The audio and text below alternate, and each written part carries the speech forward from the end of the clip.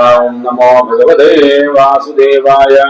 अथ नवमोऽध्याय। श्रीशुकउवाच अथ कस्यचिन्देवरस्याङ्गिरप्रवरस्य शमदमतपस्वाध्यायाध्येन त्यागसन्तोषतिदक्षाप्रश्रयविद्यानसूयात्मज्ञानानन्दयुक्तस्य आत्मसदशस्वतशीलाचाररूपौदार्यगुणानवसोदय्या अङ्गजा बभूवो मिथुनं देवी यस्यां भार्यायां यस्तु तत्र पुंसंपरमभागवतं राजश्च प्रभरं भरतं पुरसृष्टमृगशरीरं चरमशरीरेण विप्रत्वङ्गदमाहु तत्रापि स्वजनसङ्घासभुजमुद्विजमानो भगवतः कर्मबन्ध विध्वंसन श्रवण स्मरण गुण विवरण चरणारविन्दयुगलम् मनसा विदधतात्मन प्रतिघातमाशङ्कमानो भगवदनुग्रहेणानुस्मृतस्वरूपजन्मावलिः आत्मानमुन्मत्तजलन्तपतिरस्तिरूपेण दर्शयामासरोगस्य तस्यापि हवा आत्मशस्य विप्रः पुत्रस्नेहानुबद्धमिना आसमावर्तनाल् संस्कारनिधोपदेशं विदधान उपनीतस्य च पुनः शौचाचमनादिन् कर्म नियमानभिप्रयतानपि समशिक्षयदनुशिष्टेन हि भाव्यं विदुत्पुत्रेण सदावीतदुहा विदसन्निवावेवासद्धीजनिवस्मकरोति चन्दां सिद्ध्याभीष्यन् सह व्यासद्वि स प्रणवशिरस्त्रिपदीं सावित्रीं जैष्णवासन्दिगान्मासानधीयारभि असमवेदरूपं ग्राहयामास एवं स्वतनुज आत्मन्यनुरागावेशयुक्तः शौर्याध्ययन व्रतनियमकुर्वन्नशुश्रूषणादि औपकुर्वाणकर्माण्यनभियुक्तान्यभि समनुशिष्टेन भाव्यमित्य सदाग्रह पुत्रमनुशास्य स्वयं तावदनधिकर्मनुवर्तः कालेनाप्रमत्तेन स्वयं गृह एव प्रमत्ता उपसंहृतः अत यदीयसीदजसधी सकर्भजातं मिथुनं सपत्न्या उपन्यस्य स्वयमनुसंस्थया पदिलोकमकाल्पचर्युपदवे प्रातरेण मदलप्रभावितत्रय्यां विद्यायामेव पर्यवस्नमदयो न वनविद्यायां जडपदवी प्रादुरनुशासननिर्बन्धान्यवृणसन्ध सजा प्राकृतिः द्विपदपशुभिः उन्मत्तजलपतिरित्यभिभाष्यमाणो जिता तदनुरूपाणि प्रभाषते कर्माणि सकार्यमाणः परेक्षया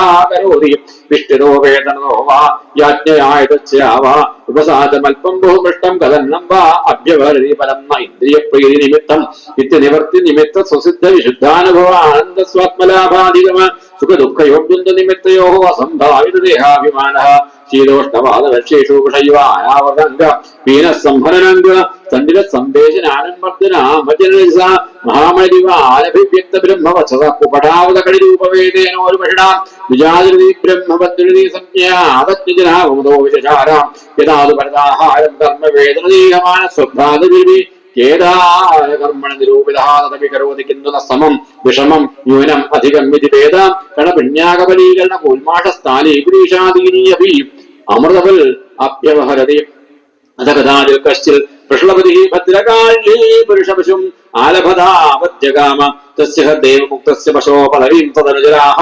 परिधावन्दोदशि निषेधसमये तमसावदायामनधिकृतपशवाकस्मिकेन विधिना केदारान् वीरासेन भगवराहादित्यः संरक्षमाणमङ्गिरप्रवसुतम् अपश्यन् अतः येन मदानवद्यलक्ष्ममवमस्य वर्तकर्म निष्पत्तिं मन्यमानः बुद्ध्वा दशनया चण्डिका विषमुपदिन्युर्मुदा विकसितवदनाथ प्रणयस्तं सुविधिनाभिच्चाहतेन वाससा आच्छाद्यभूषणाले वस्त्रक्तिलकादिभिः उपस्कृतं भुक्लबन्धं धूपदीपमाल्यलाजकसलयाङ्गुरफलोपहारोपेदया वैशसंस्थया महदा गीतस्तुतिमृदङ्गपणवघोषेण पुरुषपशुं भद्रकाल्या पुरतोपवेशयामासूथ वृषराजपणिः पुरुषपशोः असृगासवेन देवीं भद्रकालीं यक्ष्यमाणस्तदभिमन्त्रितमसिन् अतिकराळदिशितम् उपादते इति तेषां वृषलानां निजस्तमप्रगतीनां धनमदरौस्तिक्रमणसा भगवत्कला वीरपुरं पदर्थीकृत्योल्पतेन स्वैरं विहरदां हिंसा विहाराणां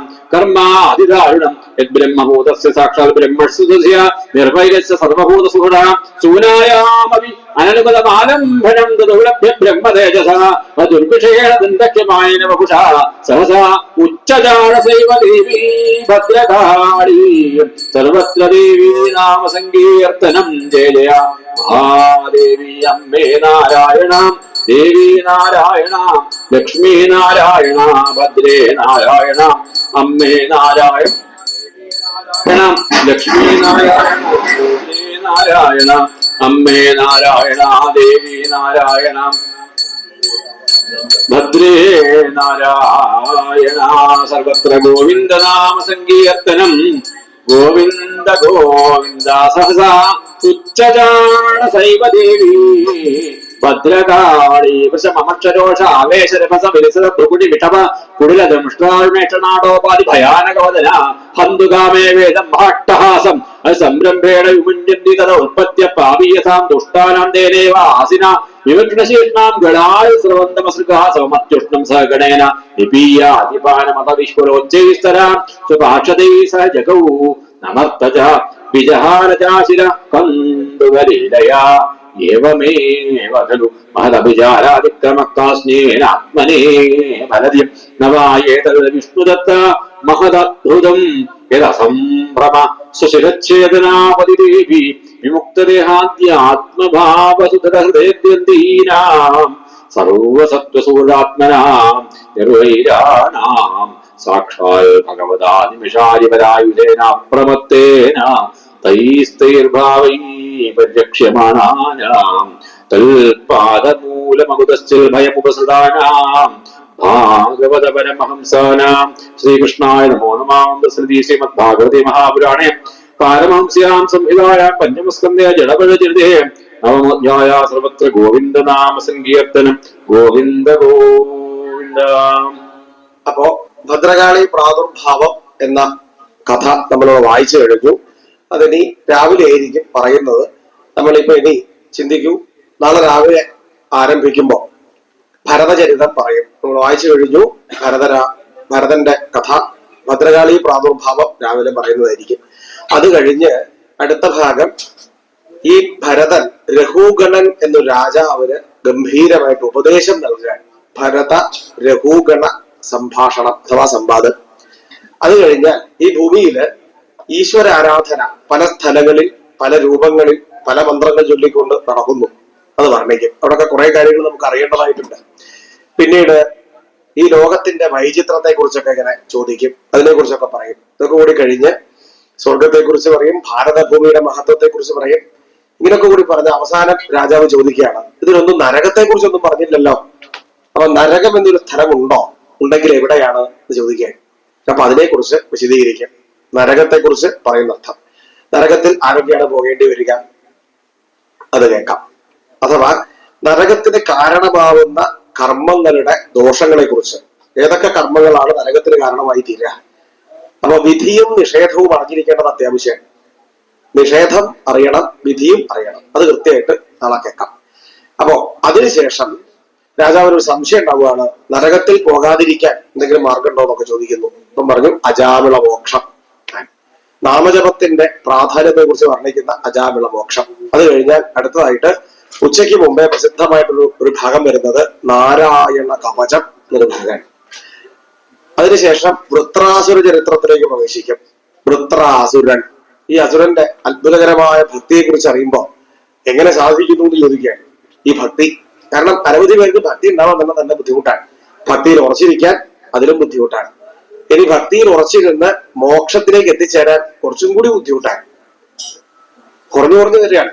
അപ്പൊ അങ്ങനെ ഈ വൃത്രാസുരൻ എങ്ങനെ സാധിക്കുന്നു എന്ന് ചോദിച്ചപ്പോ വൃത്രാസുരന്റെ പൂർവജന്മ കഥ പറയുകയാണ്. അതാണ് ചിത്രകേതു ഉപാഖ്യാനം എന്ന് പറയും. ആ ചിത്രകേതു ഉപാഖ്യാനത്തിന് ശേഷം ഒരു ചെറിയ കഥ പറയുന്നത് മരുതുൽപത്തി. നാളെ കേൾക്കാനുള്ള കഥ പറയാൻ മരുതുൽപത്തി, മരുത്തുക്കളുടെ ഉൽപ്പത്തിയെ കുറിച്ച് പറയും. അതോടെ ഷഷ്ഠസ്കന്ധം അവസാനിച്ച് സപ്തമസ്കന്ധം ആരംഭിക്കുന്നു. അതിൽ ഒരേ ഒരു കഥ, അത് നരസിംഹമൂർത്തിയുടെ കഥയാണ്, അഥവാ പ്രഹ്ലാദന്റെ കഥ. അപ്പോ ഒരേ സമയത്ത് അസുരനെ രക്ഷിക്കാൻ വേണ്ടി, അതേസമയം മറ്റൊരു അസുരനെ ശിക്ഷിക്കാൻ വേണ്ടി അദ്ഭുത രൂപത്തിലുള്ള അഭൂതപൂർവമായ, എന്നർത്ഥം മുമ്പ് ഉണ്ടായിട്ടില്ലാത്ത, അഭൂതപൂർവ്വ വാക്കിന്റെ അർത്ഥമാണ് ഇങ്ങനെയൊന്നും ഉണ്ടായിട്ടില്ല, പിന്നീടും ഉണ്ടായിട്ടില്ല ഒരു രൂപം. ആ അത്ഭുതകരമായിട്ടുള്ള നരസിംഹമൂർത്തിയുടെ കഥയാണ് നമുക്ക് നാളെ വൈകുന്നേരം വായിക്കാനുള്ളത്. അത് കഴിഞ്ഞ് ഒരു വിദ്യാഗോപാല പൂജ, അതിനെക്കുറിച്ച് രാവിലെ പറഞ്ഞിട്ടുണ്ടായിരുന്നു, ഒന്നുകൂടി ഓർമ്മിപ്പിക്കുകയാണ്. വിദ്യാഗോപാല പൂജ നാളെ ഈ യജ്ഞവേദിയില് നരസിംഹാവതാരത്തിന് ശേഷം വിദ്യാർത്ഥികൾക്ക് വേണ്ടി വിദ്യാഗോപാല പൂജ, അത് വളരെ വിശേഷമാണ്. അത് ഒന്നുകൂടി ഓർമ്മിപ്പിക്കുന്നു. ഇപ്പോ ഇന്നത്തെ കാര്യങ്ങളൊക്കെ അവസാനിച്ചു കഴിഞ്ഞു. ഇനി ഭദ്രകാളിയുടെ ഒരു കീർത്തനം നമുക്ക് ആലപിക്കാം. അത് കഴിഞ്ഞ് മംഗളാരതി, അതോടുകൂടി ഇന്നത്തെ കാര്യങ്ങളൊക്കെ അവസാനിക്കും. ഗോവിന്ദ നാമ സങ്കീർത്തനം ഗോവിന്ദ ഗോവിന്ദ. സർവത്ര ദേവീ നാമ സങ്കീർത്തനം. ശ്രീ ജഗദംബികായൈ നമഃ.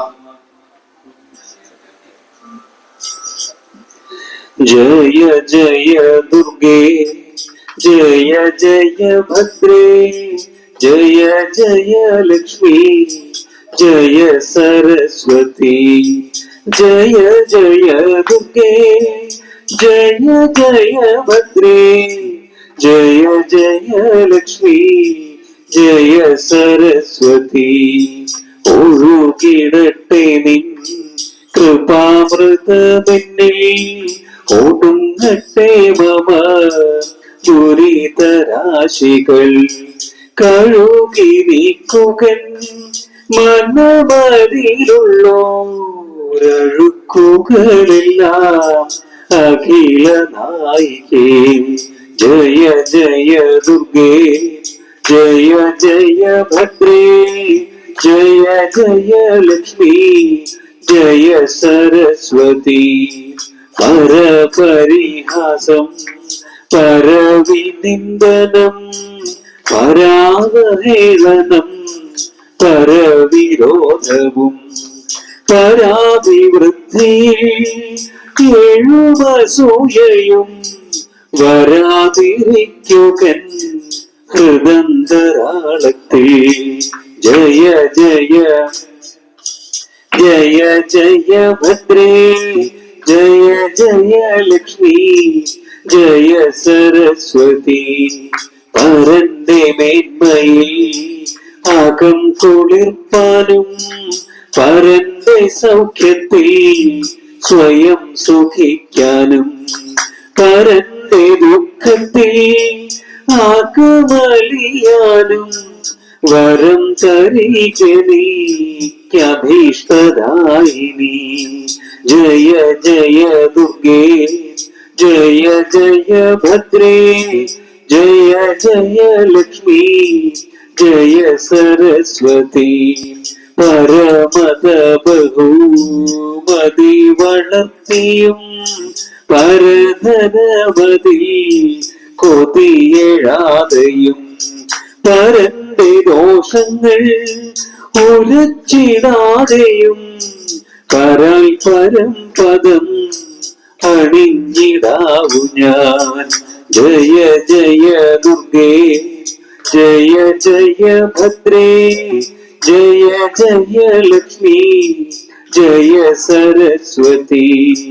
അറിവേഴുന്നോർ തൻ ഉപദേശം കേട്ടും അറിഞ്ഞ തന്നിർക്ക് പകർന്നു നൽകിയും പരന്നു വേണ്ടി പ്രവൃത്തികൾ ചെയ്തും നിരന്തരം ഭവൽ സ്മൃതി ചെയ്താവു ഞാൻ.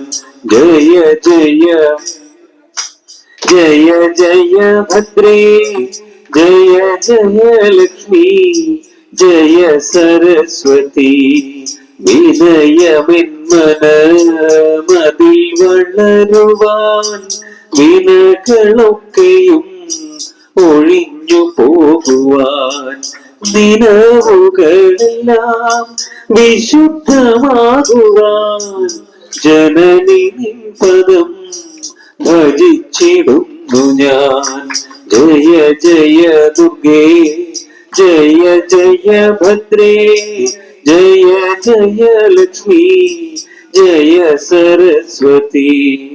ജയ ജയ ദുർഗേ ജയ ജയ ഭദ്രേ ജയ ജയ ലക്ഷ്മി ജയ സരസ്വതി. സർവത്ര ദേവീ നാമ സങ്കീർത്തനം. ശ്രീ ജഗദംബികായൈ നമഃ. രാധാരമണമുരേ ശരണം വേദവ ശരണയുഗം പവനപുരേശ രാധാകൃഷ്ണ ശരണം വേദവ ശരണയുഗം. ദേവി മഹേശ്വരി പാർവതി ശങ്കരി ശരണം വേദവ ശരണയുഗം. സാംബ സദാശിവ ശംഭോ ശങ്കര ശരണം വേദവ ശരണയുഗം. രാധാരമണ മുകുന്ദ മുരാരേ ശരണം വേദവ ശരണയുഗം. രാധാരമണ മുകുന്ദ മുരാരേ ശരണം വേദവ ശരണയുഗം.